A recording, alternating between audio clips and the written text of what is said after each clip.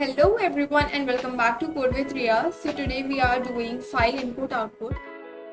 जब भी हम बात करते हैं फाइल की, तो फाइल की बात करने से पहले हमको ये पता होना चाहिए कि फाइल्स को हम स्टोर कहाँ पे करते हैं। तभी हम ये समझ पाएंगे कि जितने भी हम ऑपरेशंस परफॉर्म करते हैं, whether it is opening a file, writing into a file, reading from a file और क्लोजिंग अ फाइल, ये सारे के सारे ऑपरेशंस किस तरीके से परफॉर्म होते हैं, राइट। तो उससे पहले हम बात करते हैं अपनी रैम की। रैम क्या होती है? रैम होती है रैंडम एक्सेस मेमोरी। सो रैम है ये हमारी। एंड रैम क्या स्टोर करती है? रैम स्टोर करती है हमारे जितने भी हम प्रोग्राम्स लिखते हैं ना, प्रोग्राम्स को हमारी जो रैम है वो स्टोर कर रही होती है। अब रैम की ना एक स्पेशल बात होती है कि ये तो होती है वोलेटाइल। क्या होती है ये? वोलेटाइल होती है। वोलेटाइल मीन्स कि जैसे ही हमारा पावर ऑफ होता है, जैसे ही पावर ऑफ होता है वैसे ही हमारा कंप्यूटर बंद हो जाता है। दैट मीन्स कि जितना भी डेटा है वो सारा डिलीट हो जाता है। इसका मतलब क्या है? RAM provides us temporary storage. ये हमको टेम्पररी स्टोरेज प्रोवाइड करती है, परमानेंट स्टोरेज प्रोवाइड नहीं करती। अब मुझे एक बात बताओ, क्या अगर हमारे कंप्यूटर के अंदर, लैपटॉप के अंदर सिर्फ रैम हो तो हमारा कंप्यूटर क्या अच्छे से काम कर सकता है? ऑब्वियसली नॉट, क्योंकि हम जितनी भी सारी इंफॉर्मेशन डेटा को स्टोर करेंगे वो सारी टेम्पररी स्टोर होंगी, एंड जैसे ही पावर ऑफ होगी वैसे ही सारा का सारा डेटा साफ हो जाएगा, डिलीट हो जाएगा। तो इन केसेस के अंदर हम क्या करते हैं, अगर हमको परमानेंटली डेटा को स्टोर करना है तो उस केस के लिए हम यूज कर रहे होते हैं अपनी हार्ड डिस्क। इसको यूज करते हैं, हम हार्ड डिस्क को यूज करते हैं in order to store the data permanently. Hard disk होती है हमारी नॉन वोलेटाइल। अगर पावर ऑफ हो भी जाती है तब भी जो हमारा डेटा है वो स्टोर रहता है, परमानेंटली स्टोर रहता है। अगर इसके एग्जांपल्स की हम बात करें तो हम बात कर सकते हैं बीएस कोड की बात कर सकते हैं, या फिर डेव सी प्लस प्लस की हम बात कर सकते हैं। अगर रैम की अगर हम बात करें, यहाँ पर हम बात कर सकते हैं एमएस वर्ड की। ठीक है, ये हमारी हार्ड डिस्क है। अब हार्ड डिस्क के अंदर हम क्या स्टोर कर रहे होते हैं? फाइल्स को स्टोर कर रहे होते हैं। हार्ड डिस्क के अंदर हम स्टोर करते हैं फाइल्स।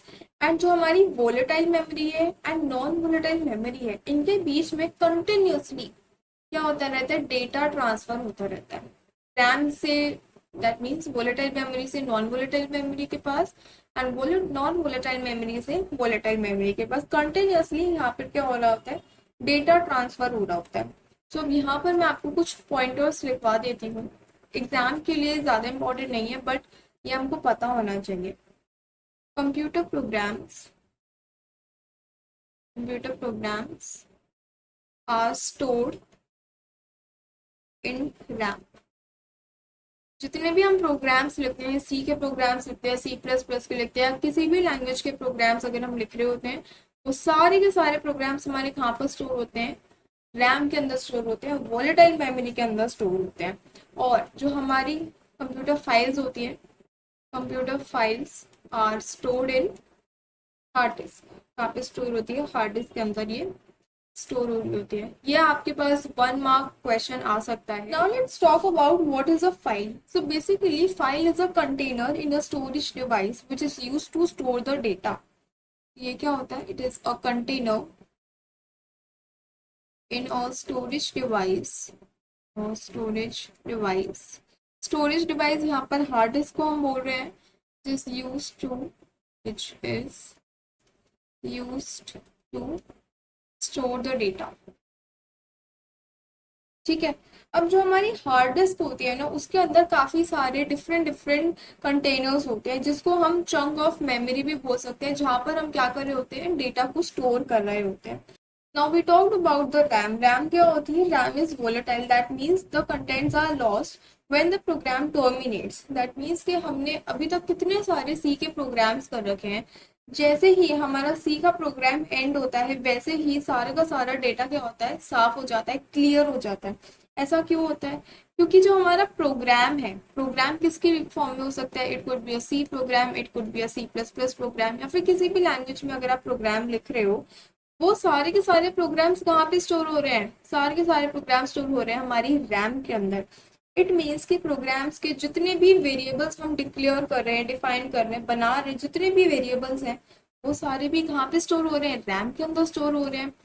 वेरिएबल्स के अंदर हम बोल सकते हैं जैसे कि हमारा हो गया इंटीजर, हो गया एरे, आ गया कोई भी, या फिर अगर हमने कोई स्ट्रिंग डिक्लेयर कर रखी है तो ये जितने भी वेरिएबल्स हम बनाते हैं ये भी डिस्ट्रॉय हो जाते हैं जैसे ही हमारा प्रोग्राम एंड होता है। इसीलिए हम अगर एक बार प्रोग्राम को रन कर ले और अगर हम उसके आउटपुट स्क्रीन को बंद कर दें तो हमको दोबारा से प्रोग्राम कंपाइल करना पड़ता है, विच इंक्लूड्स कि जितने भी वेरिएबल्स हमने प्रोग्राम के अंदर इंक्लूड कर रखे हैं वो दोबारा से बनते हैं, दोबारा से एग्जीक्यूट होते हैं, हर एक वेरिएबल को वापस से वैल्यू असाइन होती है एंड जितना भी पूरा प्रोसीजर है वो वापस से रिपीट हो रहा होता है। ठीक है, लेकिन ऑन द अदर हैंड हमारी फाइल्स क्या काम करती हैं, files are use to persist the data. Persist the data, persist मतलब बचा के रखना, सेफ रखना, परमानेंटली उनको स्टोर करना। तो हम फाइल्स को कब यूज करते हैं, तो फाइल्स की नीड तब आती है जब हम चाहते हैं कि जो भी हमारा प्रोग्राम है, जितने भी हमने उसके अंदर वेरिएबल्स डिक्लेयर कर रखे हैं वो परमानेंटली एक लोकेशन के ऊपर स्टोर हो जाने चाहिए, डिलीट नहीं होने चाहिए। Now let's talk about the operations that we can perform on a file. Operations. वैसे तो काफ़ी सारे ऑपरेशंस हैं जो कि हम परफॉर्म कर सकते हैं, लेकिन हम आज 5 ऑपरेशंस की बात करने वाले हैं। नाउ ऑपरेशन से स्टार्ट करने से पहले हमको एक रियल लाइफ फाइल को इमेजिन करना है। रियल लाइफ फाइल हमारी कैसी होती है, कुछ इस तरीके से हमारी एक फाइल को हम इमेजिन करेंगे। ठीक है, तो सबसे पहला ऑपरेशन हम क्या कर रहे होते हैं, हम कर रहे हैं क्रिएट। सबसे पहले अगर हमको कोई भी डेटा, कोई भी इंफॉर्मेशन स्टोर करनी है, for example there is a hospital and हमको पेशेंट का डेटा स्टोर करना है, तो उसके लिए हम क्या करेंगे, एक फाइल को बनाएंगे। ठीक है, फर्स्ट ऑपरेशन हो गया। सेकेंड ऑपरेशन क्या है, हम उस फाइल को ओपन भी तो कर सकते हैं, ओपन अ फाइल, फाइल को ओपन भी कर सकते हैं। थर्डली क्या कर सकते हैं, अब अगर हम ओपन कर रहे हैं तो फिर क्लोज भी तो करेंगे ना, तो क्लोज अ फाइल। अब अगर हम फाइल को सिर्फ ओपन और क्लोज कर रहे हैं लेकिन कोई ऑपरेशन, कोई फंक्शन परफॉर्म नहीं कर रहे तो उसका क्या फायदा। हम क्या कर सकते हैं, रीड कर सकते हैं एक फाइल के अंदर से, रीड फ्रॉम अ फाइल। अब अगर रीड कर पा रहे हैं तो फिर राइट भी तो कर सकते हैं ना, right from a file. Read मतलब कि जो इन्फॉर्मेशन ऑलरेडी फाइल के अंदर प्रेजेंट है हम बस उसी को रीड कर रहे हैं without making any external changes. And right means कि हम मॉडिफाई कर रहे हैं फाइल को, जो ऑलरेडी चेंजेस हैं उसके अंदर वो तो है ही, लेकिन हम क्या कर रहे हैं, राइट कर रहे हैं फाइल को, उसके अंदर लिख रहे हैं, राइट इन अ फाइल। ठीक है, ये तो हमने बात कर ली ऑपरेशंस के बारे में। अब बात करते हैं टाइप्स ऑफ फाइल्स के बारे में। टाइप्स ऑफ फाइल, तो बेसिकली हमारे पास 2 टाइप्स की फाइल्स होती हैं। कितनी टाइप्स की होती हैं, 2 टाइप्स की फाइल्स होती हैं। Firstly they are text files, text files हो गई। सेकेंडली हमारे पास होती हैं बाइनरी फाइल्स। दोनों ही फाइल्स की अपनी अपनी इंपॉर्टेंस होती हैं, दोनों के अपने अपने रोल्स होते हैं। टेक्स्ट फाइल्स हमारे लिए होती है, हम ह्यूमंस के लिए होती है। दैट मीन्स कि जो टेक्स्ट फाइल्स है उसके अंदर जितना भी डेटा होता है वो टेक्सचुअल फॉर्म में स्टोर हो रहा होता है। कैसे फॉर्म में, टेक्सचुअल फॉर्म में। अब टेक्सचुअल के अंदर आप बात कर सकते हो, जितने भी आपके सेंटेंसेस आ गए, वर्ड्स आ गए, सबकी बात कर सकते हो, नंबर्स की बात कर सकते हो, 1 2 3 4 5 6 7 8 9 10 एंड सो ऑन। अगर हम टेक्स्ट फाइल्स के एक्सटेंशन की बात करें तो एक एक्सटेंशन बहुत ही कॉमन है, दैट इज .txt। इसी के साथ .c भी आ जाता है, .java भी आ जाता है। तो ये सारे क्या होते हैं, टेक्स्ट फाइल्स के एक्सटेंशंस होते हैं जो कि हम समझ सकते हैं। टेक्स्ट फाइल्स का सीधा सा मतलब ये है that the data visible to us is making a sense and if any changes are done to the data then also it will be making a sense. मतलब हमको समझ में आ रहा है कि भाई हमने लिखा क्या। बाइनरी फाइल्स में ऐसा नहीं होता।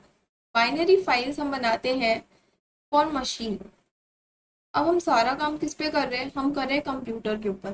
Computer at the end of the day क्या है, एक मशीन है, और मशीन हमारे जैसे सेंटेंसेस, नंबर्स को नहीं समझती है। मशीन सिर्फ 2 ही नंबर्स को समझती है, that is in the binary format. Binary के अंदर हम बात करते हैं 0 एंड 1 की। हमें मशीन के अंदर जो भी डेटा स्टोर करवाना है, चाहे वो जितना ही बड़ा डेटा क्यों ना हो, चाहे वो जितना ही छोटा डेटा क्यों ना हो, हर एक चीज को हम स्टोर करवाते हैं इन द फॉर्म ऑफ 0 एंड 1। इसीलिए हम इसको बोलते हैं बाइनरी, क्योंकि इसके अंदर सिर्फ 2 ही डिजिट्स हम इंक्लूड कर रहे होते हैं। फॉर एग्जाम्पल अगर हम मैं यहाँ पर लिखूँ 0 1 0 0 तो इसका मतलब मशीन को पता है क्या है, इसका मतलब मशीन को पता है कि हाँ भाई इसका मतलब क्या है 9। लेकिन अगर हम इसको एकदम से देखेंगे तो ये हमारे लिए कोई भी सेंस नहीं बना रहा है। बाइनरी नंबर्स को, बाइनरी फॉर्मेट को, किस तरीके से बाइनरी के अंदर मशीन काम करती है, सारी की सारी चीज़ें हम डिजिटल इलेक्ट्रॉनिक्स में पढ़ने वाले हैं। And the course, the series is starting from the July month onwards. तो हमारी जो बाइनरी फाइल्स होती है, इसके लिए एक्सटेंशन हम लिख रहे होते हैं .exe, .mp3, जितने भी हमारे पास फोटोज होते हैं, वीडियोस होते हैं, सारे के सारे हमारे पास बाइनरी फॉर्मेट के अंदर स्टोर होते हैं। .mp4 भी अपन यहाँ पर इंक्लूड कर सकते हैं। फोटोज के लिए अपन .jpg भी इंक्लूड कर सकते हैं यहाँ पर। तो ये तो हमने बात कर ली टाइप्स ऑफ फाइल्स की, लेकिन हम इन दोनों में से किस पे काम करने वाले हैं? हम इन दोनों में से काम करने वाले हैं टेक्स्ट फाइल्स के ऊपर। ठीक है, टेक्स्ट फाइल्स के ऊपर अपन काम करने वाले हैं। नाउ हमने क्या बोला ऑपरेशंस के अंदर कि हमने फाइल को क्रिएट कर लिया, ओपन कर लिया, क्लोज भी कर सकते हैं, रीड भी कर सकते हैं, राइट भी कर सकते हैं। अरे बट फाइल को एक्सेस कैसे करेंगे? फॉर एग्जाम्पल मैंने एक फाइल बना दी, लेकिन मैं उसको ओपन कैसे करूंगी, क्लोज कैसे करेंगे, उस फाइल को एक्सेस कैसे कर पाएंगे अपन? यहाँ पर अपन लिखते हैं accessing a file. Accessing a file, file को एक्सेस करना इतना भी मुश्किल नहीं है जितना अपन सोचते हैं। हमने स्ट्रक्चर्स ऑलरेडी पढ़ रखा है। क्या पढ़ रखा है हमने? स्ट्रक्चर्स पढ़ रखा है, हमने पॉइंटर्स भी पढ़ रखा है। तो हम क्या करते हैं, जब भी हमको कोई भी फाइल एक्सेस करनी होती है तो वो हम कर सकते हैं यूजिंग अ फाइल पॉइंटर। इसको यूज करके करते हैं file pointer. Pointer is a concept जो कि आपको अच्छे से क्लियर होना चाहिए। फ्रॉम A to Z आपको हर एक चीज क्लियर होनी चाहिए पॉइंटर्स के बारे में। नाउ अगर मैं एक फाइल की बात करूं तो फाइल क्या होती है? एक हिडन स्ट्रक्चर होती है। हिडन स्ट्रक्चर, फाइल एक स्ट्रक्चर ही होती है, लेकिन क्या होती है? हिडन, हमसे छुपी हुई होती है, हमें नहीं दिखाई देती है। दैट मीन्स कि जो फाइल है उसके ऊपर कोई भी चेंजेस नहीं हो सकते हैं। And the whole declaration of the structure is hidden. And for every system the declaration, the definition of a file structure is different. For example अगर मैं विंडोज पे काम कर रही हूँ तो फाइल का स्ट्रक्चर अलग होगा। If I am working on Linux तो फाइल का स्ट्रक्चर अलग होगा, मैक के लिए फाइल का स्ट्रक्चर अलग होगा। So in the very starting of the lecture we said that the RAM is volatile and in which our programs variables are stored, and if we want to create a permanent storage device so that input and output or read and write operations of the data is possible, we can do all this with the help of file pointer। File pointer की मदद से हम जितने भी operations करने वाले हैं, हम सारे के सारे ऑपरेशंस परफॉर्म कर सकते हैं। ठीक है, तो एक फाइल क्या होती है? एक स्ट्रक्चर होता है जो कि हमको क्रिएट करना पड़ता है अगर हम किसी भी फाइल को ओपन करना चाहते हैं तो।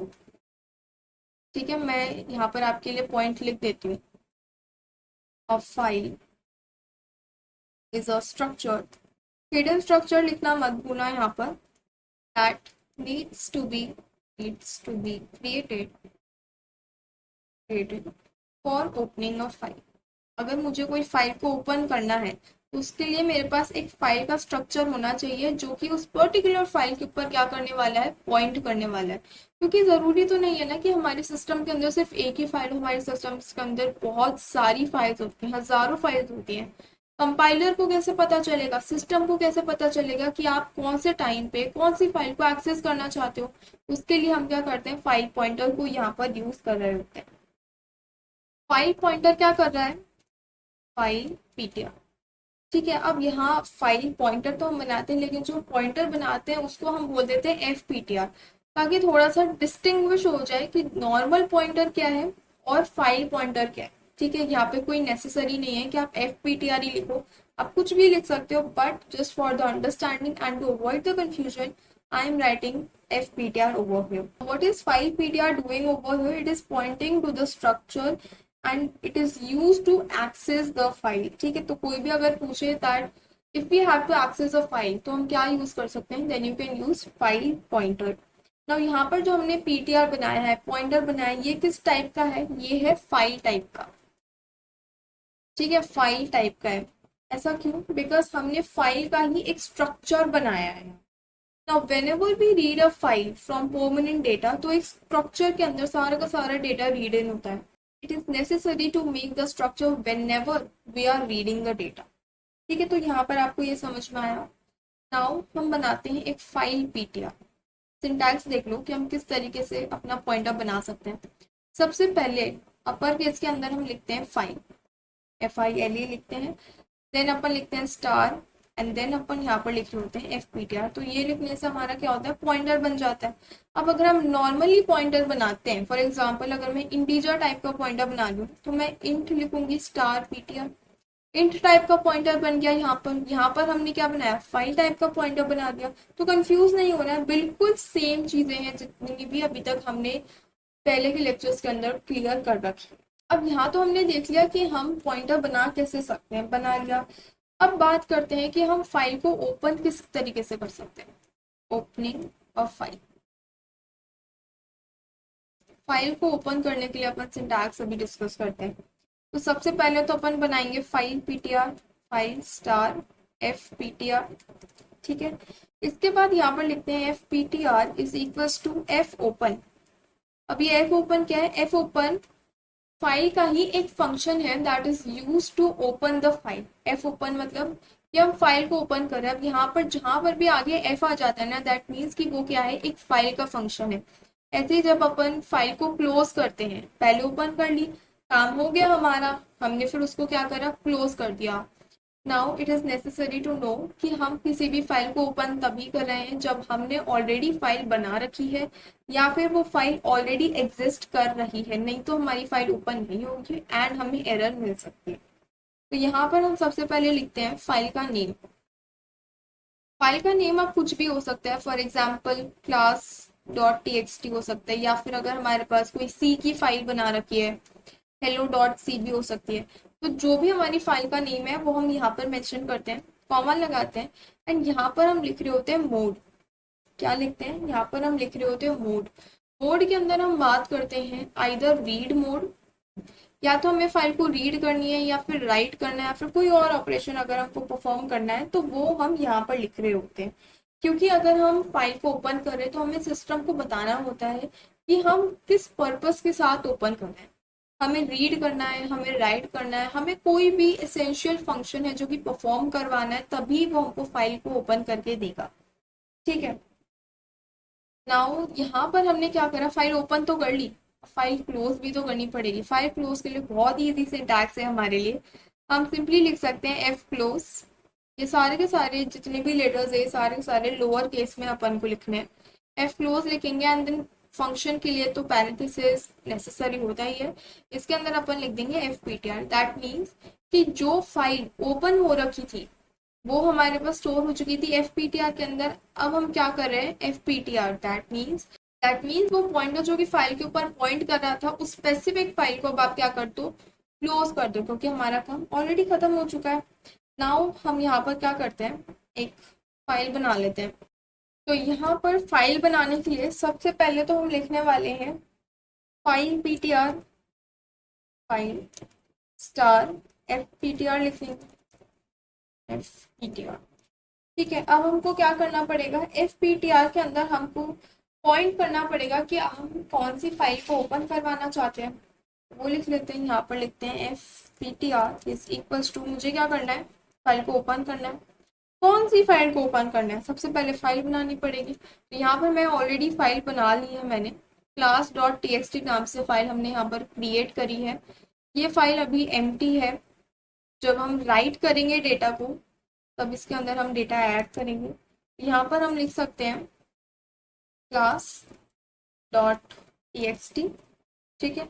कॉमा करके हम लिखने वाले हैं मोड, कि हम करना क्या चाहते हैं, हम करने वाले हैं अभी रीड, सिंपली हमको फाइल को रीड करना है।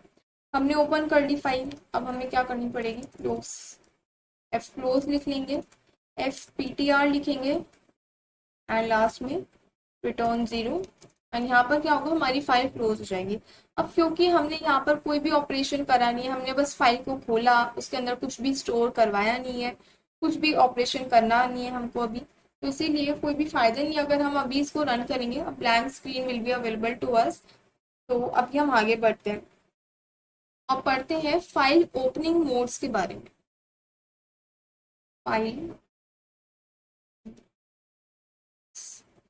File opening modes, file topic के अंदर से ना काफी सारे 1 मार्क से क्वेश्चंस बनते हैं, तो मेक श्योर कि आप इसको 1 मार्क के हिसाब से भी काफी अच्छे से प्रिपेयर करो। ना फाइल ओपनिंग मोड्स की जब हम बात करते हैं तो हम 4 तरीकों से अपने फाइल्स को ओपन कर सकते हैं depending upon the modes. First is R. R का मतलब क्या है कि हमने जो फाइल ओपन करी है वो हमने रीड करने के लिए ओपन करी है, हमें कुछ भी परफॉर्म नहीं करना है, हम क्या कर रहे हैं, हम सिर्फ रीड कर रहे हैं। एंड जब भी हम सिर्फ आर लिखते हैं दैट मीन्स कि हम टेक्स्ट फाइल्स की बात कर रहे हैं यहाँ पर।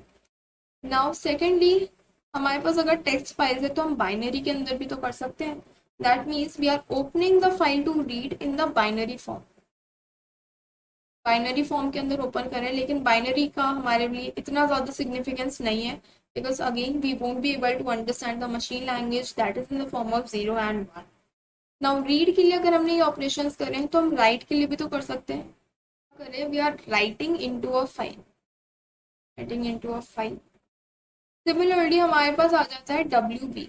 तो ये क्या कर रहे हैं, हम राइट कर रहे हैं फाइल के अंदर इन the binary format, binary form के अंदर हम यहाँ पर रीड कर राइट कर। ठीक है, अब यहाँ पर हम दो चीज़ों के बारे में बात करते हैं। अब ज़रूरी तो नहीं है ना कि जब भी हम फाइल को रीड करने के लिए ओपन करें तो वो फाइल एग्जिस्ट ही करे। अब भले ही हमने बोल दिया कि यार एग्जिस्ट होनी चाहिए तभी तो हम उस फाइल को ओपन कर पाएंगे, लेकिन ऐसा भी तो हो सकता है कि हमने ओपन तो कर दी फाइल लेकिन वो प्रेजेंट ही नहीं है। तो इस केस में क्या होगा, हमारे पास नल वैल्यू स्टोर हो जाएगी। क्या स्टोर हो जाएगा, नल स्टोर हो जाएगा यहाँ पर। If you want to write into a file but the file doesn't exist, तो यहाँ पर सिस्टम क्या करता है, सिस्टम बोलता है कि आपको टेंशन करने की कोई ज़रूरत नहीं है, मैं आपको एक न्यू फाइल बना के दे देता हूँ। तो यहाँ पर सिस्टम हमारे लिए एक न्यू फाइल को क्रिएट कर देता है। क्या करता है, ये एक न्यू फाइल को क्रिएट कर देता है। ठीक है, और अगर कोई फाइल ऑलरेडी एग्जिस्ट करती है तो यहाँ पर क्या होता है, फॉर एग्जाम्पल ये एक फाइल है, ये ऑलरेडी एग्जिस्ट कर रही होती है। Now what happens in write mode if the file already exists? So when the file gets opened, the previous data gets deleted. Now what and then we can add the new data to the file. But if we want the previous data should be stored as well as the new data should be added, तो उस case के अंदर हम क्या use कर सकते हैं, append को यूज कर सकते हैं। We can use append a। इसका क्या मतलब होता है, that we are opening the file to append. Append means कि जो ऑलरेडी डेटा एग्जिस्ट कर रहा है उसके बाद हम डेटा को ऐड कर रहे हैं, अपेंड कर रहे हैं, एक के अंदर एक क्या कर रहे हैं, जोड़ रहे हैं। अब हम क्या कर सकते हैं, एक कोड को लिखकर देख सकते हैं in order to check that whether a file exist before reading from it. Now सबसे पहले यहाँ पर अपनी हेडर फाइल लिखते हैं, hash include stdio.h int main। अब यहाँ पर हम क्या करने वाले हैं, हम चेक करने वाले हैं कि जो हम फाइल यहाँ पर इंक्लूड करेंगे वो ऑलरेडी एग्जिस्ट कर रही है या फिर नहीं कर रही है। इसके लिए हम एक न्यू फाइल लेंगे। यहाँ पर सबसे पहले तो फाइल बना लेते हैं, फाइल और fptr। ठीक है, यहाँ पर हमने पॉइंटर बना लिया। अब fptr is equals to f open. यहाँ इसके अंदर हम एक न्यू फाइल स्टोर करने वाले हैं जो कि अभी तक हमने यहाँ पर क्रिएट नहीं कर रखी है। हमने अभी तक class.txt फाइल बनाई है। फॉर एग्जाम्पल हम एक न्यू के नाम से फाइल बनाते हैं, new.txt, एंड यहाँ पर हम लिख देते हैं रीड मोड। अभी हमने इसके बारे में बात करी कि अगर फाइल एग्जिस्ट नहीं करती है और अगर हमने रीड मोड को सिलेक्ट कर रखा है तो क्या होगा, हमारे पास नल स्टोर हो जाएगा। तो उसकी ज़रूरत नहीं पड़ेगी। हम यहाँ पर क्या कर सकते हैं, एक कंडीशन भी लिख सकते हैं इफ, क्योंकि अगर नल स्टोर भी हो गया तो भी हमें पता नहीं चलेगा, क्योंकि फाइल क्या होता है, एक स्ट्रक्चर होता है, that to a hidden structure. तो हम यहाँ पर लिख सकते हैं कि अगर fptr की वैल्यू नल के बराबर आती है, नल के बराबर अगर इसकी वैल्यू आ रही होती है तो हमारे पास printf हो जाए दैट फाइल डजंट एग्जिस्ट। ठीक है, तो इससे हमको पता चल जाएगा कि जिस फाइल को हम रीड करने की कोशिश कर रहे हैं वो फाइल तो रियलिटी के अंदर एग्जिस्ट ही नहीं करती है। सबसे पहले हम क्या करेंगे, हमने इस सेक्शन में लिखा कि अगर fptr की वैल्यू नल के इक्वल आती है दैट मीन्स कि हमारी फाइल एग्जिस्ट नहीं कर रही है, और अगर फाइल एग्जिस्ट करती है तो फिलहाल तो हमें कुछ काम करवाना नहीं है। तो इसलिए हम क्या कर सकते हैं, अपनी फाइल को क्लोज करवा देंगे, f क्लोज एंड fptr। ठीक है, एंड लास्ट के अंदर इंक्लूड करेंगे अपन रिटर्न 0 एंड एग्जीक्यूट करते हैं प्रोग्राम को। Okay, so the output is here. Output में क्या आ रहा है, that the file doesn't exist. हमने अगर फाइल बनाई नहीं है तो वो एग्जिस्ट नहीं करती है। बट अगर सेम फाइल को अगर हम राइट मोड के अंदर लिखें तो अब क्या होगा, new dot TXT file exist तो नहीं करती है, लेकिन जब हमने राइट मोड लिखा तो ये फाइल सिस्टम अपने आप हमको बनाकर दे देगा। Let's see how. एग्जीक्यूट करते हैं एक बार।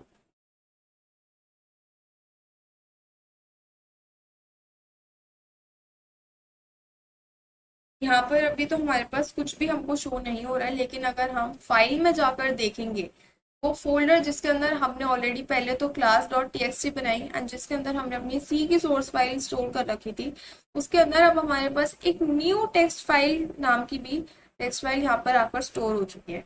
नाउ अगर हम चाहें तो इसका नाम हम कुछ और रख सकते हैं, for example hello dot TXT करते हैं और इसको वापस से अपन रन करते हैं। लेकिन हमारे पास क्या होगा, जो हमारे पास आउटपुट स्क्रीन आती है यहाँ पर हमें कुछ भी शो नहीं होगा। लेकिन हमारे पास यहाँ पर अगर हम देखेंगे इसको तो यहाँ पर वापस से हमारे पास हेलो नाम की एक न्यू टीएक्सटी फाइल यहाँ पर क्रिएट हो चुकी है। So this is the function of right mode and the read mode का जो भी फंक्शन है वो आपको आई थिंक समझ में आ गया है। हमने फाइल को एक्सेस किस तरीके से करते हैं हमने ये देख लिया। अब अगर हमको फाइल के अंदर कोई भी अगर हमने कंटेंट लिख रखा है उसको हमको रीड करना है तो वो हम किस तरीके से कर सकते हैं। In short there are two ways of doing this. There are two ways by which we can read from a file. I'll be discussing both the methods with you. So सबसे पहला मेथड तो आता है कि हम use कर सकते हैं fscanf फंक्शन को। ठीक है, अगर हम फाइल की बात करें, scanf फंक्शन हमने ऑलरेडी यूज करा हुआ है। अगर हम फाइल के लिए बात करें तो हम इसके आगे सिर्फ f लगा देते हैं, fscanf बन जाता है। मतलब ये फंक्शन हम पर्टिकुलरली फाइल के लिए यूज करने वाले हैं। तो सबसे पहले इसको देख लेते हैं कि इसको किस तरीके से यूज करते हैं। सबसे पहले आई बी डिक्लेयरिंग अ कैरेक्टर। मैंने एक कैरेक्टर बनाया ch के नेम से। ch कैरेक्टर के अंदर मैंने कोई नेम है या फिर कोई भी कंटेंट है जो कि मैंने सेव कर रखा है और मुझे इसके थ्रू उसको रीड करना है। तो सबसे पहले अपन यहाँ पर लिखते हैं fscanf। अब यहाँ पर जो मैंने कैरेक्टर टाइप ले रखा है ये फ्लोट भी हो सकता है, स्ट्रिंग भी हो सकता है या फिर इंटीजर भी हो सकता है। आपके ऊपर डिपेंड करता है कि आप किस तरीके का डेटा टाइप यहाँ पर लेना चाहते हो। सबसे पहले हम यहाँ पर लिखते हैं fscanf, उसके बाद हम यहाँ पर लिखते हैं fptr। fptr क्या है, ये एक पॉइंटर है जो कि पॉइंट करेगा कि हमें कौन सी फाइल से डेटा रीड करवाना है। क्योंकि हमारे पास एक ही फाइल नहीं होती है, हमारे पास काफ़ी सारी फाइल्स हो सकती हैं, तो हमें अपने कंपाइलर को बताना पड़ेगा कि हम कौन सी फाइल से कौन सा डेटा रीड करना चाहते हैं। ठीक है, सेकेंड पैरामीटर जिसकी हम बात करते हैं वो आता है हमारे पास एक्सेस स्पेसिफायर। दैट इज यहाँ पर अगर हमने कैरेक्टर लिख रखा है तो हम यहाँ पर लिख रहे होते हैं %c। ठीक है, what is this, this is a type of data that is to be read. जैसे हम कैरेक्टर टाइप का डेटा यहाँ से रीड करवाना चाहते हैं। अगर हमने यहाँ पर फ्लोट लिखा हुआ होता तो यहाँ पे %f लिख सकते थे अपन। नाउ सिमिलरली अब यहाँ पर हम क्या लिखते हैं, हम यहाँ पर लिखते हैं एड्रेस ऑफ द वेरिएबल।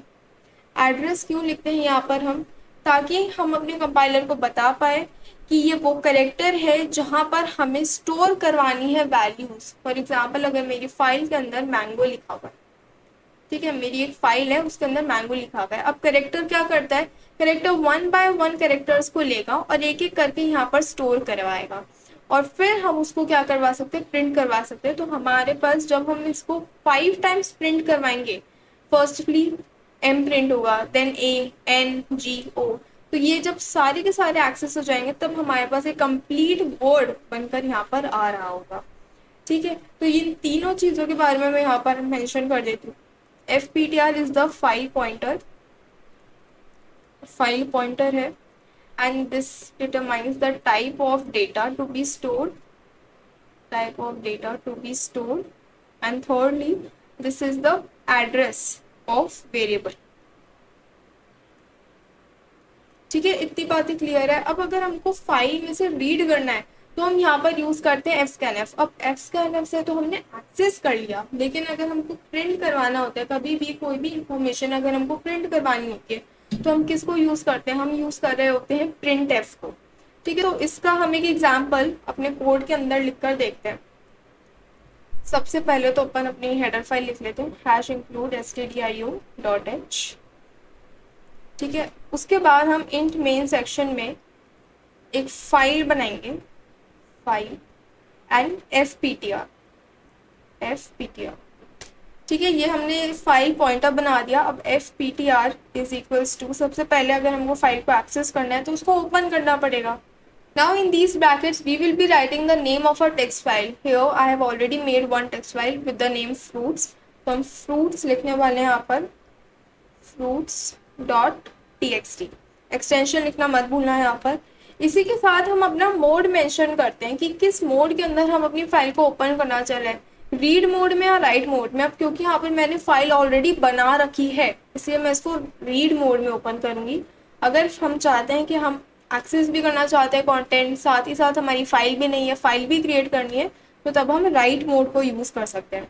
अब यहाँ पर एक कैरेक्टर बना लेते हैं car, देन लिखते हैं scanf। सबसे पहले तो लिखेंगे fptr, उसके बाद अपन लिखते हैं %c and then we'll be writing the address. ठीक है, ये हमने कर लिया। अब इसको हमको प्रिंट करवाना पड़ेगा, तो इसके लिए हम printf फंक्शन को यूज़ कर रहे होते हैं, कैरेक्टर और यहाँ पर %c से जो भी कैरेक्टर हमारे पास एड्रेस के अंदर स्टोर हुआ होगा वो 1 by 1 हमारे पास शो हो जाएगा, इसको ch। ठीक है, इतना कर लेंगे। अब इसके बाद हमको क्या करना पड़ता है, फाइल को क्लोज कर लेंगे। एफ क्लोज से हमारी फाइल क्लोज हो जाएगी।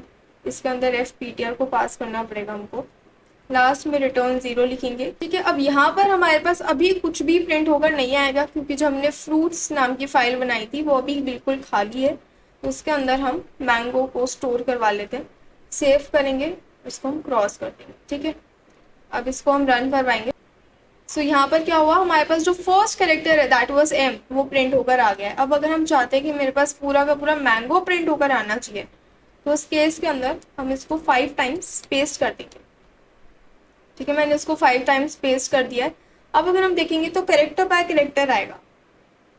यस, तो यहाँ पर हमारे पास क्या होगा, कैरेक्टर शो तो हो रहा है लेकिन हमने क्योंकि \n को यूज़ नहीं करा है तो इसलिए यहाँ पर सारे के सारे जो वर्ड्स है वो मर्ज अप हो गए हैं। \n को यूज़ कर लेते हैं। ठीक है, now let's execute it. Yes, तो इस बार क्या हुआ, हमारे पास कैरेक्टर बाय कैरेक्टर हर एक लाइन प्रिंट होकर यहाँ पर आ रही है। MANGO पूरा का पूरा हमारे पास जो वर्ड है वो यहाँ पर प्रिंट होकर आ रहा है अपने पास। ठीक है, अब अगर सिमिलरली हम एक इंटीजर के साथ भी ऐसा करना चाहते हैं तो वो भी हम कर सकते हैं। फॉर एग्जाम्पल इंटीजर नम बना लेते हैं कोई। ठीक है, अब यहाँ पर हमको नम पास करना पड़ेगा, इसको हम हटा देते हैं, डिलीट, एंड इसकी जगह पे %d भी यूज कर सकते हो एंड %i को भी यूज कर सकते हो, नम एंड हियर d। ठीक है, तो अब क्या हुआ, ये पूरा का पूरा प्रोग्राम अब हमारे लिए इंटीजर के लिए हो चुका है, लेकिन ये अभी भी एक्सेस नहीं करेगा फाइल को। क्यों नहीं करेगा, बिकॉज अभी जो हमने फ्रूट्स फाइल बना रखी है उसके अंदर हमने कैरेक्टर डेटा स्टोर कर रखा है। इसको चेंज करके 1 2 3 कुछ रैंडम वैल्यू सेट कर देते हैं। यस, अब इसको करेंगे रन। यस, तो अभी हमारे पास क्या हुआ, हमारे पास पूरा का पूरा कैरेक्टर यहाँ पर प्रिंट होकर आ गया। कैरेक्टर नहीं, यहाँ पर इंटीजर आप मेंशन कर सकते हो। अब यहाँ पे क्या हुआ, हमने इंटीजर में जितने भी नंबर्स को मेंशन करा था वो सारे के सारे हमारे पास प्रिंट होकर आ गए, क्योंकि इंटीजर सिंगल गो के अंदर सारे के सारे जो भी हमने एलिमेंट्स लिखे हुए होते हैं वो सबको ले लेता है। ठीक है, तो इसी तरीके से अगर आप फ्लोट के लिए करना चाहो, स्ट्रिंग के लिए करना चाहो तो आप उसके लिए भी कर सकते हो। Now let's move to writing to a file. ये तो हमने देखा कि हम किसी भी फाइल के अंदर जो डेटा लिखा हुआ है उसको हम किस तरीके से रीड कर सकते हैं।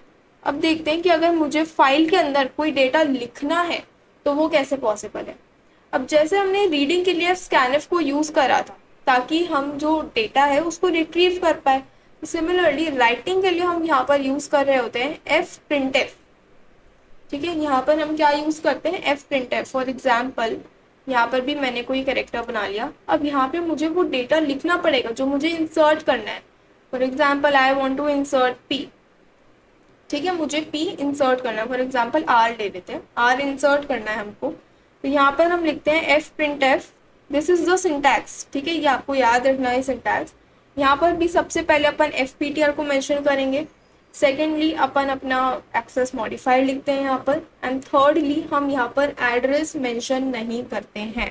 हम यहाँ पर क्या करते हैं, हम यहाँ पे एड्रेस मेंशन नहीं करते हैं, हम यहाँ पर सिंपली वो वेरिएबल मेंशन कर देते हैं जहां से हम चाहते हैं कि भाई इसके अंदर आप जाकर ये वैल्यू लिख दो। Here what happens is ch tells us कि हमें कौन से वेरिएबल की वैल्यू को प्रिंट करवाना है यहाँ पर, ठीक है।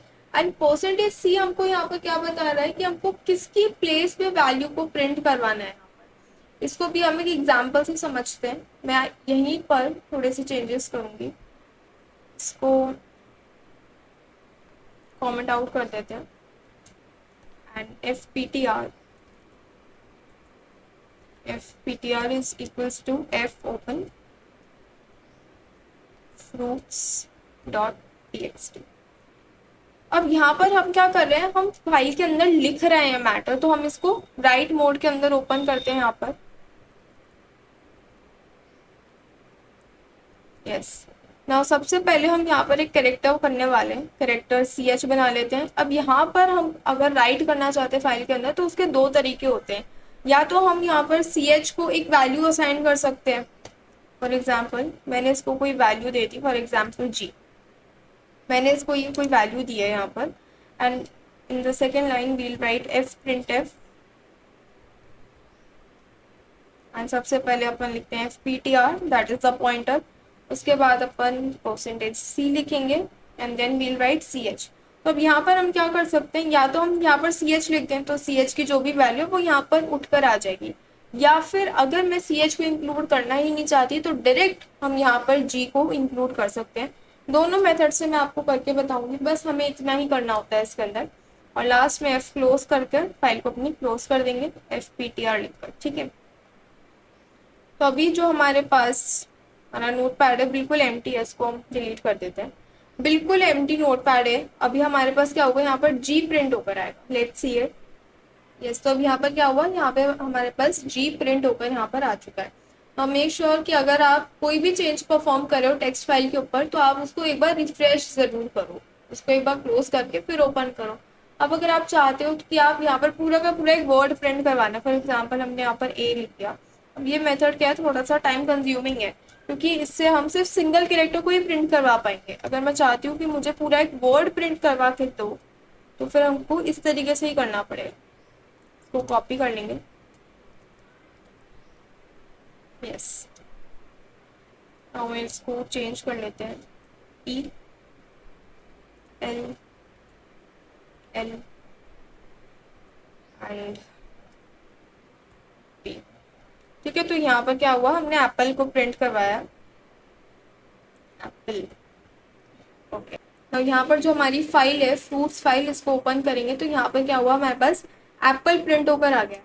अब यहाँ पर तीसरा भी तरीका होता है, क्या होता है कि फॉर एग्जाम्पल अभी मैंने यहाँ पर एप्पल प्रिंट करा, अब अगर मैं यहाँ पर कुछ और प्रिंट कर दूँ, for example I print mango over here, तो पूरा का पूरा एप्पल मिट जाएगा और फिर मैंगो प्रिंट होकर आ जाएगा। लेकिन अगर मैं ऐसा नहीं चाहती, मैं चाहती हूँ कि नहीं मुझे एप्पल तो चाहिए ही चाहिए, साथ के साथ मैंगो भी आ जाए, तो उसके लिए हम क्या कर सकते हैं, इसको हम खोल सकते हैं अपेंड मोड के अंदर। अपेंड मोड क्या होता है कि जो ऑलरेडी एग्जिस्ट कर रहा है उसी के अंदर हमें और कंटेंट ऐड करना है। तो फॉर एग्जाम्पल इसकी जगह पर हम मैंगो लिख देते हैं, लिख दिया। अब इसको वापस से एक बार रन करें, फाइल को ओपन करेंगे यहाँ से, तो यहाँ पर क्या हुआ, एप्पल तो पहले से ही जो फाइल के अंदर एग्जिस्ट कर रहा था उसको कुछ भी नहीं हुआ, भले ही हमने अपने ओरिजिनल डॉक्यूमेंट में से एप्पल को हटा दिया लेकिन हमारी जो फाइल है उसमें से एप्पल नहीं गया। साथ ही साथ हमने जो मैंगो लिखा था वो उसी के अंदर इंटीग्रेट होकर हमारे पास यहाँ पर शो हो रहा है। अगर हम चाहते हैं कि नेक्स्ट लाइन में आ जाए तो उसके लिए हम \n को यहाँ पर यूज कर सकते हैं, ठीक है। तो ये तो तरीका था कि हमने fscanf को यूज करा, fprintf को यूज करा। अब ये थोड़ा सा टाइम कंज्यूमिंग नहीं हो गया, हो गया ना। तो इसके लिए हम क्या कर सकते हैं, इसके लिए हम एक बहुत ही छोटा सा मेथड टूल को हम यूज कर सकते हैं। यहाँ पर दो फंक्शंस होते हैं जिसको हम यूज करते हैं फाइल के अंदर। सबसे पहले हमारे पास आता है fputc एंड जो सेकंड आता है हमारे पास वो होता है fgetc। fputc एंड fgetc को अपन यहाँ पर यूज कर सकते हैं। fputc को हम कब यूज करते हैं, जब हमको राइट करवाना होता है, मुझे फाइल के अंदर कुछ ऐड करना है, कुछ कंटेंट को मुझे ऐड करना है, तो उसके लिए हम यूज़ कर सकते हैं fputsy, और अगर हमको फाइल में से रीड करवाना है डेटा को तो उसके लिए हम fgetc को यूज़ कर सकते हैं। तो इसको भी हम एक बार करके देख लेते हैं। fputsy के अगर सिंटैक्स की बात करेंगे तो सबसे पहले हम लिखते हैं fputsy, ठीक है। इसके बाद हम लिखते हैं वो डेटा जो कि हमको ऐड करना है, फॉर एग्जाम्पल m ऐड करना है तो m को यहाँ पर मेंशन कर देंगे, उसके बाद fptr, ठीक है। अब ये परसेंटेज सी जो हमारा एक्सेस स्पेसिफायर होता था उसका काम ही हट गया, हमने वो काम ही हटा दिया। सिमिलरली अगर हमको fgetc के लिए काम करना है, बहुत ही ईजी है ये, fgetc लिख दें सबसे पहले and then we write fptr, बस खत्म। ये हमको क्या करेगा, फाइल के अंदर जितना भी डेटा है वो सारा का सारा हमको रीड करके दे देगा। इसको भी हम कर लेते हैं एग्जीक्यूट, इसको कर लेते हैं अपन कमेंट आउट। यहाँ पे हमने क्या करा हुआ, इसको हम खोल लेते हैं रीड मोड के अंदर। सबसे पहले अपन रीड करेंगे फाइल में से, ठीक है ना। यहाँ पर हमने ऑलरेडी फाइल के अंदर कुछ ना कुछ डेटा ऐड कर रखा है। एप्पल मैंगो अभी हमने ऐड करा था तो ये ऑलरेडी हमने कर रखा है। फॉर एग्जाम्पल इसको पाइनएप्पल कर देते हैं, सेव कर देते हैं, क्रॉस कर देते हैं। fgetc को हम डायरेक्टली यूज नहीं कर सकते हैं। क्यों नहीं कर सकते, क्योंकि जो वो डेटा एक्सेस करेगा उसको हमको प्रिंट करवाना है, और प्रिंट करवाने के लिए हमको परसेंटेज सी की जरूरत पड़ेगी, दैट इज हमको printf को यूज करना पड़ेगा। सबसे पहले अपन लिखते हैं परसेंटेज सी बैकस्लैश एन लिख लेते हैं। अब यहाँ पर हम लिख रहे होंगे अपना फंक्शन fgetc एंड इसके अंदर fptr को पास कर देंगे। तो ये क्या करेगा, इस पर्टिकुलर फाइल के अंदर जो अभी हमने मेंशन कर रखी है fruits.txt, इसके अंदर जितना भी डेटा है ये सारा का सारा हमको प्रिंट ला के दे देगा। इसने यहाँ पर क्या करा, हमको इसने यहाँ पर p लाकर दे दिया। p क्यों लाकर दिया, क्योंकि हमने सिर्फ इसको एक ही बार मेंशन कर रखा था। आप जितना अपने फाइल के अंदर डेटा लिख रहे हो, हमने यहाँ पर पाइनएप्पल ऑलरेडी मेंशन कर रखा था, आई थिंक सो, यस हमने यहाँ पर पाइनएप्पल लिख रखा था। अब अगर मैं चाहती हूँ कि पूरा का पूरा जो कि मेरे पास वर्ड है वो प्रिंट होकर आना चाहिए, तो उस केस के अंदर हमको, इसकी स्पेलिंग गलत है, यस 4 और 5, तो हमको इसको 9 टाइम्स प्रिंट करवाना पड़ेगा, ठीक है। इसको 9 टाइम्स प्रिंट करवा लेते हैं। तो अपन पूरे 9 टाइम्स इसको प्रिंट करवा दिया। अब हमारे पास क्या होगा, पूरा का पूरा जो हमारे पास वर्ड है वो प्रिंट होकर आ जाएगा। यस, तो ये क्या हुआ, पूरा का पूरा वर्ड हमारे पास प्रिंट होकर आ चुका है। थोड़ा वर्टिकल फैशन में आया है क्योंकि हमने यहाँ पर बैकस्लैश एन को भी यूज करा था। सो इस तरीके से आप इन फंक्शंस को यूज कर सकते हो। Lastly we'll be using the fputsy function, yes. So अगर हमको fputsy फंक्शन को यूज करना है, सो सबसे पहले तो हम लिखते हैं fputsy, ये हमने ऑलरेडी फाइल लिख रखी है, तो इसको हम राइट मोड के अंदर ओपन करेंगे। यहाँ पर fputsy लिख देंगे यहाँ पर, एंड इसके अंदर सबसे पहले तो हम वो वैल्यू पास करेंगे जो हम चाहते हैं कि हमारे पास प्रिंट होकर आनी चाहिए, m पास कर देते हैं। साइड में हम लिख देते हैं fptr, पुट इज हियर। यहाँ पर हमारे पास m प्रिंट होकर आ चुका है ना। थोड़ा सा इसको समझते हैं कि यहाँ पर हो क्या रहा है एक्चुअली, ठीक है। तो ये जो हमारा fptr है, what it is doing, it will take the character that we want to write, then it will take the name of the ptr in which it wants to write, it has to write। तो मैं आपको short words के अंदर बताऊं तो इसमें क्या है कि जो हमारा fptr है, सबसे पहले तो ये वो कैरेक्टर लेगा जो कि हम लिखना चाह रहे हैं। In this case it is m को हम लिखवाना चाह रहे हैं। कहाँ पर लिखवाना चाह रहे हैं, फाइल के अंदर लिखवाना चाह रहे हैं। तो उसके बाद ये उस ptr को पॉइंट करेगा जहां पर हमको अपना जो भी टेक्स्ट है, कंटेंट है, वो हमको लिखवाना है। सो आई होप कि ये जो रीड है and writing into a file वाला जो कॉन्सेप्ट है ये आपके पास क्लियर हो गया होगा। तो थर्ड कॉन्सेप्ट हमारे पास आता है EOF का। क्या आता है, EOF को हम बोलते हैं एंड ऑफ फाइल, ठीक है। fgetc क्या करता है, ये हमको EOF रिटर्न कर देता है जब भी हमारी फाइल एंड हो जाती है। अभी तक हमने जो कोड लिखा, हमने उसके अंदर कहीं भी मेंशन नहीं करा कि हमारी फाइल कब खत्म हो जाए, हमको पता चल जाए। लेकिन अगर हम EOF को यूज करेंगे, इसको हम किस तरीके से यूज कर सकते हैं, इसको हम fgetc की हेल्प से यूज कर सकते हैं, ताकि हमें पता चल जाएगा कि हमारी फाइल का कंटेंट कब खत्म हो चुका है, ठीक है। तो इसको एक बार यहीं पर रन करवा कर देख लेते हैं। एक न्यू फाइल बनाएंगे अपन, include stdio.h int main, file बनाएंगे एंड fptr, ठीक है। ptr is equals to f open, अपनी जो फाइल का नेम है दैट इज fruits.txt, इसको हम ओपन करने वाले हैं रीड मोड में। क्यों? क्योंकि अपन यहाँ पर एफ गेट सी को यूज कर रहे हैं, इसलिए हम इसको रीड मोड के अंदर ओपन करेंगे। Okay fine. अब सबसे पहले यहाँ पर हमें कैरेक्टर बना लेते हैं कैर सी एच के नेम से। अब सी एच के अंदर हम स्टोर करवा देंगे एफ गेट सी, इसके अंदर हम पास कर देते हैं एफ पी टी आर। इसका मतलब क्या होगा कि गेट सी की मदद से जो भी कंटेंट, जो भी कैरेक्टर हम एक्सेस कर रहे हैं वो कहाँ पर आके स्टोर हो जाएगा, वो इस सी एच कैरेक्टर में आके स्टोर हो जाएगा। ठीक है, आप एक वाइल लूप लगाएंगे। वाइल लूप के अंदर हम ये कंडीशन लिखते हैं कि जब तक हमारा जो कैरेक्टर है वो किसके इक्वल नहीं हो जाए, वो EOF के इक्वल नहीं हो जाता, तब तक हम क्या करेंगे, इसको हम प्रिंट करवाते ही रहेंगे।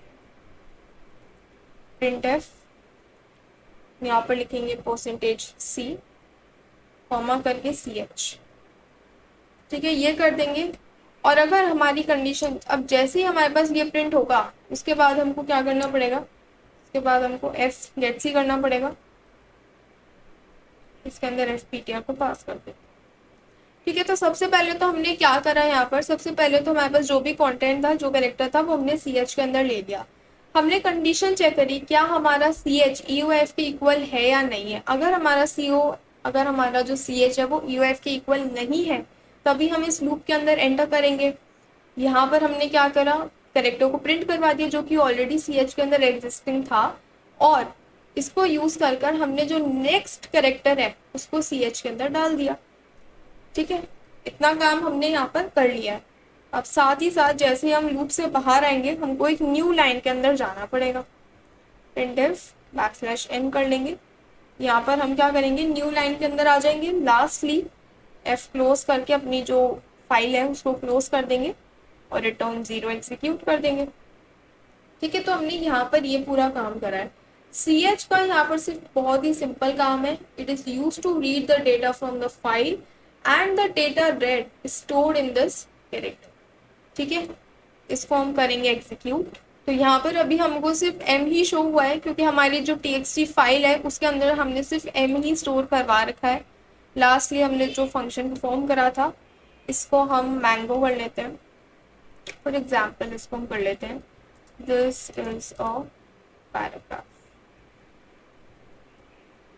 ठीक है, ये पूरा का पूरा हमने लेटर स्टोर कर दिया। इसको सेव करेंगे, क्रॉस कर देंगे, इसको वापस से क्रॉस करके इसको वापस से हम एग्जीक्यूट करेंगे, तभी हमारे पास जो हमने प्रिंट करा है वो हमारे पास आएगा। अब यहाँ पर क्या प्रिंट होकर आया, this is a paragraph. In fact यहाँ पर क्या हुआ, यहाँ पर जो हमने इनके बीच में स्पेस को ऐड करा है, दिस के बीच में स्पेस, इज, ए, इनके बीच में जो हमने स्पेस भी ऐड करा है वो भी यहाँ पर रीड हुआ है। उसके बाद हमारे पास ये पूरा का पूरा प्रिंट होकर आ चुका है। नाउ अगर आप चाहते हो तो आप कोड को इस तरीके से भी मॉडिफाई कर सकते हो कि वो एक लाइन प्रिंट होकर आ जाए, that you have came to the end of the file. It's totally up to you कि आप किस तरीके से अपने कोड को मॉडिफाई करना चाहते हो। Now let's do some of the questions of file. Okay, so the first question we are having today is write a program to read 5 integers from a file। हम ये क्वेश्चन ऑलरेडी कर चुके हैं, एक ऐसा ही सिमिलर क्वेश्चन। तो सबसे पहले हमको क्या करना है, हमको एक फाइल बनानी है, टेक्स्ट फाइल बनानी है। उसके अंदर हमको 5 इंटीजर्स मेंशन करने हैं, फॉर एग्जांपल 1 2 3 4 5। एंड फिर ये जो 5 इंटीजर्स है ये हमको कंपाइलर के थ्रू जब हम इसको रन करेंगे तो ये हमारे पास आउटपुट विंडो के अंदर शो होके आने चाहिए। So let's do it. सबसे पहले header file .h, then int main। ना सबसे पहला स्टेप फाइल स्टार fptr बना लेंगे। fptr is equals to f open कर लेंगे अपनी फाइल को। अब यहाँ पर जो मैंने टेक्स्ट फाइल बनाई है that is questions. Let me show you, this is the file that we have just made. Questions बनाई है, फाइल का नाम हमने questions.txt लिखेंगे। अब यहाँ पर हमको क्या करना है, हमको फाइल में से डेटा जो है वो रीड करवाना है। उसके लिए हम यहाँ पर रीड मोड को यूज करेंगे। अब क्योंकि यहाँ पर इंटीजर है तो फॉर एग्जाम्पल मैं यहाँ पर नंबर्स को यूज कर लेते हैं, इंट नम बना लेते हैं। रीड करना है तो अपन fscanf यूज कर सकते हैं, fscanf भी कर सकते हैं, fgetc भी कर सकते हैं, दोनों में से जो आपकी मर्जी है आप वो कर सकते हो। देन परसेंटेज डी लिखेंगे यहाँ पर, एंड देन उसके बाद एड्रेस लिखते हैं अपने जो भी हमने वेरिएबल बनाया है उसका। तो fscanf से तो हमने एक्सेस कर लिया, अगर मुझे प्रिंट करवाना है तो उसके लिए मुझे printf यूज करना पड़ेगा। नंबर इज, यहाँ पर प्रिंट करवा देंगे परसेंटेज डी कॉमा नम, ठीक है, कुछ इस तरीके से कर लेंगे। Then F close, F P T R, lastly अपन कर लेंगे रिटर्न 0। और प्रोग्राम को एग्जीक्यूट करने से पहले जस्ट मेक श्योर कि आपने जो टेक्स्ट फाइल है उसके अंदर नंबर्स को ऐड कर लिया हो, अगर नंबर्स को ऐड नहीं करोगे तो फिर नंबर में 0 आएगा, ठीक है। तो यहाँ पर हमने सिर्फ नंबर इज सिर्फ एक ही बार एग्जीक्यूट करवाया है, यस। तो यहाँ पर क्या हुआ, हमारे पास नंबर इज 1 प्रिंट होकर आ गया है। ऐसा क्यों, क्योंकि हमने जो फर्स्ट नंबर लिखा था दैट वाज 1। अब आप इसको जितनी बार लिखोगे उतनी बार आपके जो नंबर्स हैं वो प्रिंट होकर आएंगे। इसको हम एक बार कॉपी कर लेते हैं, कॉपी, ठीक है। इसको हमने 5 टाइम्स यहाँ पे पेस्ट कर दिया है। अगर आप चाहते हो कि नंबर्स आए, क्योंकि यहाँ पर क्या होगा, ये जो स्पेस हमने मेंशन करी है ये भी ऐड होगी, ठीक है, ये स्पेस भी ऐड होती है। इसलिए रन करने से पहले यहाँ पर इनको हटा देते हैं, क्योंकि हमने अब एक ही बार मेंशन करा है तो वो इंटीजर क्या करेगा, वो साथ के साथ सारे के सारे जो नंबर्स हैं उनको ले लेगा। तो रन कर लो, तो यहाँ पर क्या हुआ, हमारे पास सारे के सारे जो हमने इंटीजर्स मेंशन करे थे 1 2 3 4 5 वो यहाँ पर होकर आ चुके हैं। सो आई होप कि आपको ये क्वेश्चन समझ में आया होगा, वैसे काफ़ी इजी क्वेश्चन था। Now moving to the second question we are having, write a program to input students information from a user and enter it to a file. तो यहाँ पर सबसे पहले जो हमारी आउटपुट विंडो ओपन होती है, ये हमारे आउटपुट विंडो है, इसके अंदर हमको क्या करना है, हमको स्टूडेंट की इंफॉर्मेशन को एंटर करवाना है, ठीक है। सबसे पहले तो हमें एंटर करवा लेंगे, उसके बाद enter it to a file, उसके बाद सेम इंफॉर्मेशन को हमको क्या करना पड़ेगा, फाइल के अंदर राइट करना पड़ेगा। तो रीड नहीं करना है हमको, फाइल के अंदर राइट करना है। तो सबसे पहले तो नॉर्मल ऑपरेशन जैसे अपन प्रिंटफ को यूज करते थे, स्कैनफ यूज करते थे, उनको हम यूज करेंगे ताकि हम स्टूडेंट की जो इन्फॉर्मेशन है उसको यूजर से एंटर करवा पाए। एंड देन हम यूज करने वाले हैं अपना प्रिंटफ फंक्शन ताकि हम उसको एंटर करवा पाए into a file. So let's move, एक न्यू फाइल बना लेते हैं, या फिर इसी को हम कमेंट आउट कर सकते हैं, इतने पार्ट को अपन कमेंट आउट कर देते हैं, ठीक है। यहाँ पर मेंशन कर देते हैं Q1, क्वेश्चन 1 हमारे पास यहाँ पर है। नाउ सेकंड क्वेश्चन के लिए हमने ऑलरेडी अपनी फाइल्स जो भी हैं उनको लिंक कर रखा है यहाँ पर। तो यहाँ पर सबसे पहले अपन बनाते हैं इंट रोल नंबर, ठीक है। इंट रोल नंबर ले लेंगे और कैरेक्टर नेम ले लेते हैं, जिसका साइज अपन रखते हैं अप्रॉक्सीमेटली 60। इसी के साथ अगर हमको CGPA लेनी है, मार्क्स लेने हैं, तो वो भी लिख सकते हैं। मार्क्स लेंगे तो वो इंटीजर में आएगा, फ्लोट के साथ अपन CGPA को मेंशन कर सकते हैं, CGPA SGPA। नाउ डिटेल्स को प्रिंट कर देंगे, print F enter roll number,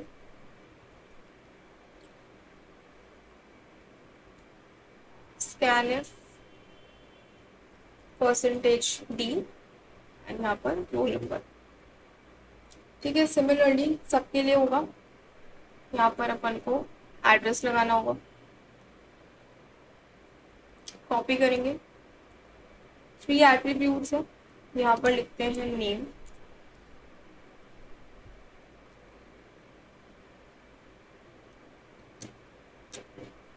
अब यहाँ पर एक बात का ध्यान रखना, यहाँ पर हम एड्रेस मेंशन नहीं करेंगे क्योंकि हम यहाँ पर बात कर रहे हैं एरे की।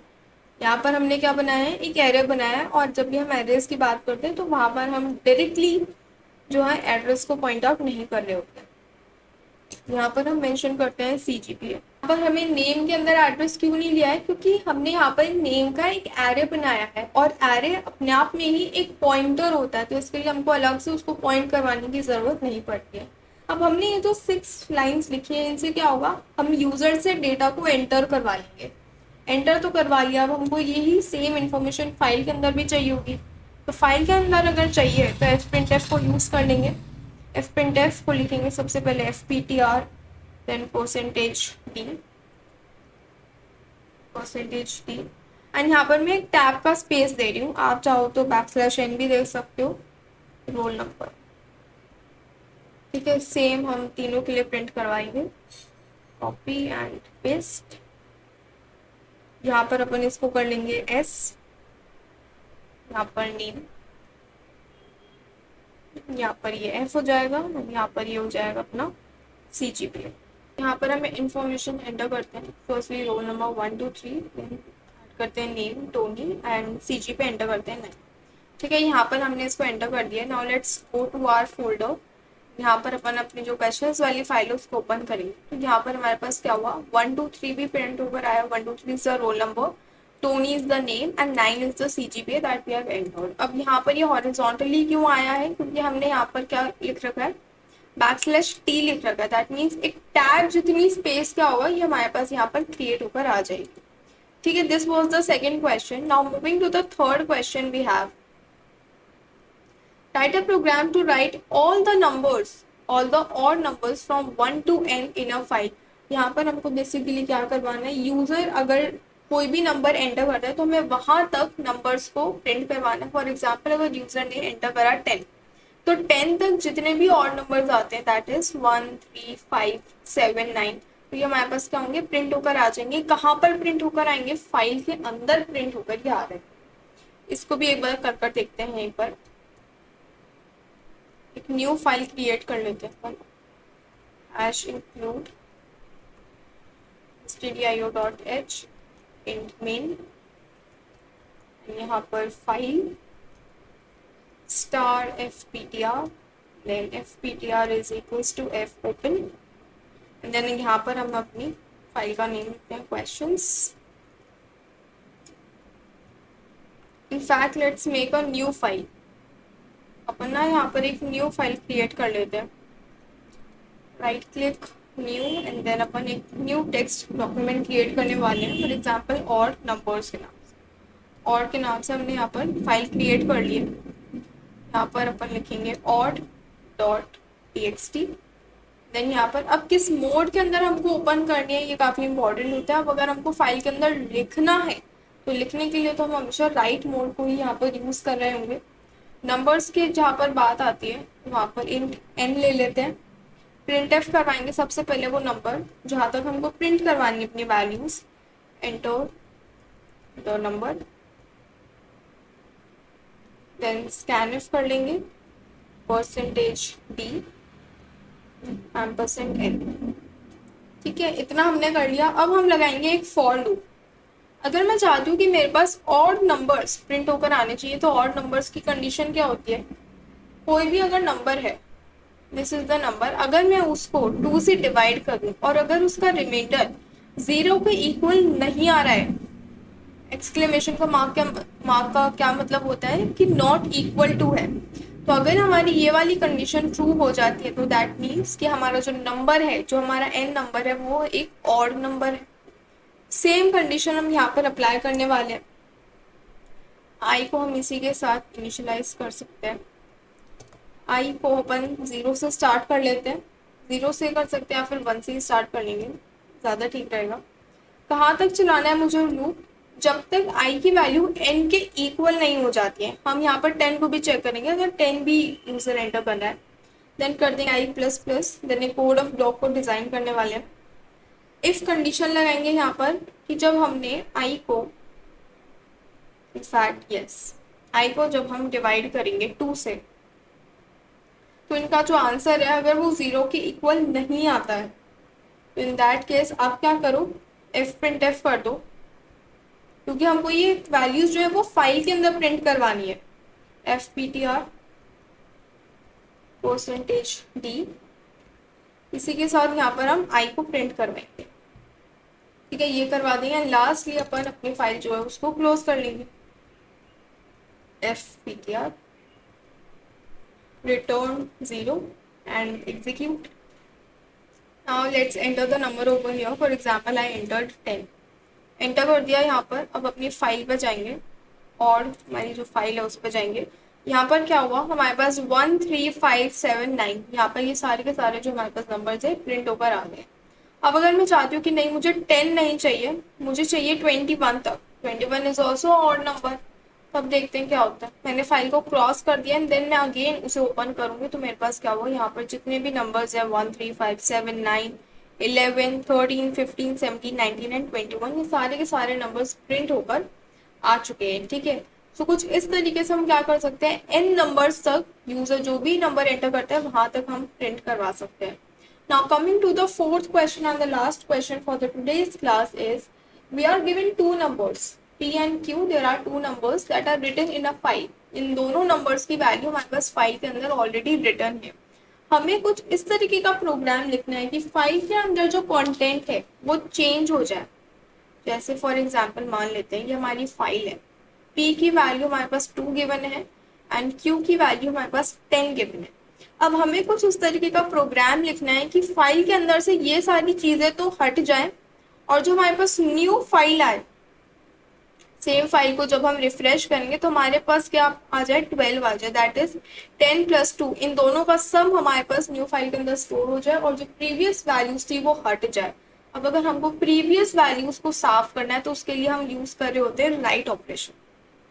ठीक है, राइट ऑपरेशन यूज करते हैं, लेकिन अगर मुझे वैल्यूज को एक्सेस करना है, मैं चाहती हूँ कि भाई पहले तो मुझे P को एक्सेस करना पड़ेगा, देन मुझे Q को एक्सेस करना पड़ेगा, तो उसके लिए हमको रीड ऑपरेशन यूज करना पड़ेगा।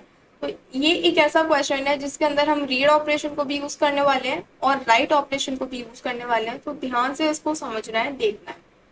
एक न्यू फाइल बना लेते अपन, हैश इंक्लूड int main। ठीक है, फाइल स्टार FPTR, ये जितने भी नोट्स हैं मैं आपको टेलीग्राम पे भेज दूंगी, don't worry about the notes. यहाँ पर हमने फाइल PTR बना लिया। अब FPTR is equals to F, open करेंगे यहाँ पर अपनी फाइल का नेम लिख लेते हैं, एक न्यू TXT फाइल बनाएंगे। यहाँ पर सम के नेम से बना सकते हैं अपन, सम। ठीक है, तो यहाँ पर अपन वही लिख देते हैं sum.txt एंड सबसे पहले क्योंकि मुझे इसके अंदर जो डेटा है उसको एक्सेस करना पड़ेगा तो उसको मुझे रीड करना पड़ेगा। फाइल के अंदर मैंने ऑलरेडी कुछ डेटा लिख रखा है, हालांकि अभी हमने कुछ भी लिखा नहीं है। सबसे पहले अपन लिख लेते हैं, for example I wrote 4 and 5, save कर लेते हैं एंड क्रॉस कर देते हैं। ठीक है, एक इंटीजर बनाते हैं P नाम से इंटीजर बनाया, ऑफ F स्कैन F कर लेंगे। सबसे पहली जो हमारे पास वैल्यू आएगी वो इसके अंदर प्रिंट करवा लेंगे, प्रिंट F कॉमा %d, यहाँ पर लिखते हैं अपना एड्रेस ऑफ P। ठीक है, ये हमने करवा लिया, सिर्फ एक वैल्यू के लिए करवाया। सेकंड के लिए हम क्या कर सकते हैं, int Q कर लेंगे, int Q and same procedure will be repeated। If scanf FPTR %d comma Q। ठीक है, तो ये प्रोसीजर हमने कर लिया। अब हम क्या करेंगे, फाइल को क्लोज कर देंगे FPTR। अब सबसे पहले इसको हम रन करा के देखते हैं क्या कर रहा है। यहाँ पर जो P and Q है उनको हमने एक्सेस कर लिया है। अब हम दोबारा से अपनी फाइल को ओपन करेंगे, F ओपन। फाइल ओपन तो करेंगे लेकिन इस बार एक डिफरेंट मोड के अंदर ओपन करेंगे, that is right mode. Right mode में अपनी फाइल को ओपन करेंगे, F प्रिंट F करेंगे।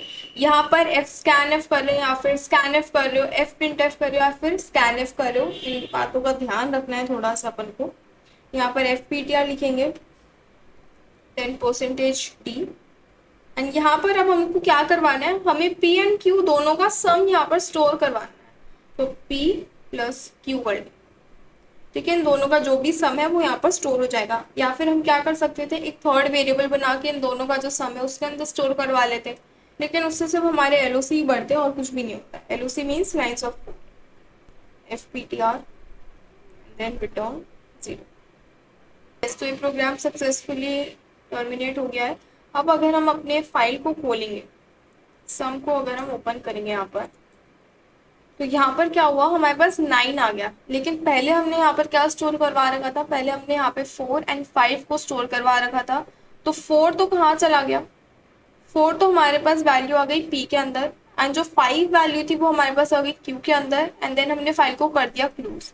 देन हमने दोबारा से फाइल को ओपन करा इन राइट मोड, ताकि हम उस फाइल के अंदर चेंजेस परफॉर्म कर पाए, फाइल के अंदर का कंटेंट अपन चेंज कर पाए। लेकिन अगर मैं आपको बोलूँ कि नहीं मुझे तो 4 और 5 भी चाहिए था, और मुझे जो मैंने ऑपरेशन परफॉर्म करा, दैट इज जब मैंने सम परफॉर्म करा, मुझे वो सम भी चाहिए था, तो यहाँ पर अपन अपेंड कर सकते हैं, लेकिन अभी अपेंड करने से कोई फायदा नहीं होगा। यहाँ पर भी हमको फिर चेंजेस परफॉर्म करने पड़ेंगे, क्योंकि पहले तो 9 स्टोर्ड है। तो 4 एंड 5 अपन इसको कर लेते हैं, सेव कर लेते हैं, क्रॉस कर देंगे। ठीक है, मैंने यहाँ पर क्या करा है, अपेंड कर दिया है। तो पहले से जो वैल्यूज थी 4 एंड 5 वो तो रहेंगी ही रहेंगी। तो यहाँ पर क्या होगा, जो हमारे पास पहले से वैल्यूज थी 4 एंड 5 वो तो रहेंगी ही रहेंगी, उसी के साथ हमारे पास 9 भी आ जाएगा, दैट इज देयर सम। तो सम को ओपन करेंगे तो यहाँ पर ये दोनों मर्ज हो गए हैं, कि हमने बैकस्लैश एन को यूज नहीं करा। तो 4 is different, 5 is different, and जब इन दोनों का अपन सब परफॉर्म कर रहे हैं तो हमको यहाँ पर 9 एज एन आउटपुट मिल रहा है। ठीक है, सो या दैट्स ऑल फॉर टुडे। आज हमने अपना जो 5 का पूरा टॉपिक है वो कंप्लीट कर लिया है। Now the last topic is left, that is memory allocation. Memory allocation ये हमारे पास सिर्फ एक लेक्चर का टॉपिक बचा हुआ है। सो या that's all for today. Thanks for watching this video and subscribe the channel if you are new to the channel. You will get all the notes and all the code that we have discussed today on the Telegram channel, and the link of the Telegram channel is given in the description. Thanks for watching this video, and I'll meet in the next video. Thank you so much.